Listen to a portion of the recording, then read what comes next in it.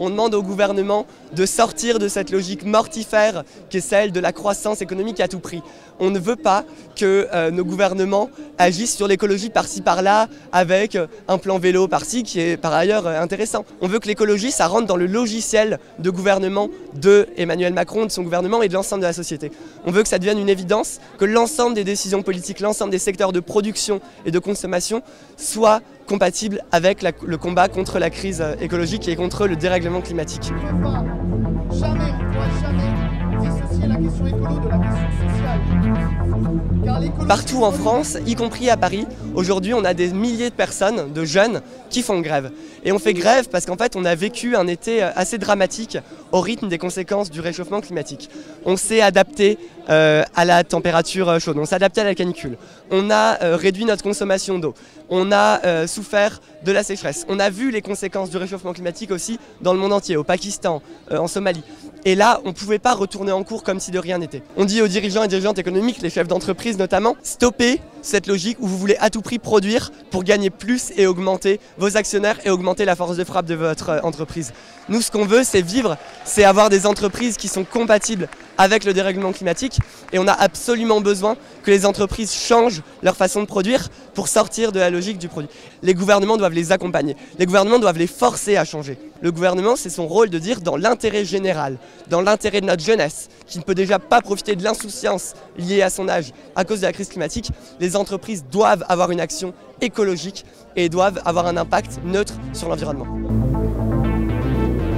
On a l'impression que c'est un problème de pays pauvres et donc on reste un peu égoïste, sauf que là on annonce des vagues migratoires de milliards de réfugiés climatiques d'ici quelques années et d'une part on n'organise pas l'accueil, d'autre part on laisse monter les discours xénophobes contre les immigrants alors que ça va être juste monstrueux les arrivées et d'autre part on n'est pas à la hauteur de l'urgence sur les décisions politiques. L'île d'Ouvéa par exemple qui est absolument plate, elle est menacée de la montée des eaux, ça commence déjà à monter et on voit des tribus qui commencent à devoir déplacer leur population et le problème il est maintenant pour les pays pauvres comme pour les pays riches et c'est maintenant qu'il faut agir, peu importe le PIB du pays en fait.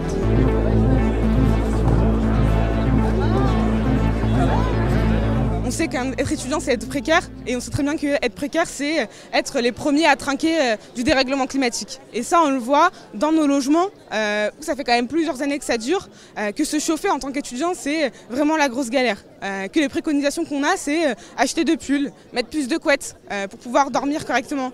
C'est en cours, ne plus enlever son manteau, parce qu'en fait, il fait tellement froid dans la salle qu'on est bien obligé de le garder et donc en fait de tomber malade au final. Tout ça, en fait, ça a un vrai impact à la fois financier, à la fois sur la santé et donc en fait ça montre bien aujourd'hui que la question du dérèglement climatique et de l'écologie ça touche tout le monde et pas juste les jeunes et pas juste une partie de la société.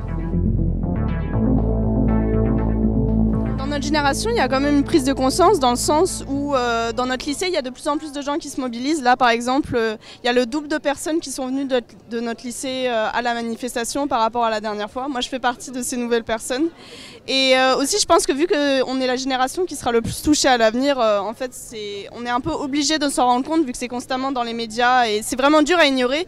On le fait même en cours, par exemple, en géographie ou en histoire, donc c'est vraiment dur à ignorer. Donc ils ne sont pas sélectionnés par Parcoursup.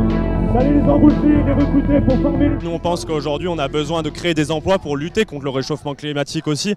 On a besoin de créer des emplois comme j'ai dit dans le parc nucléaire, mais on a besoin de créer des emplois aussi pour construire des infrastructures, développer le ferroviaire, recruter des cheminots.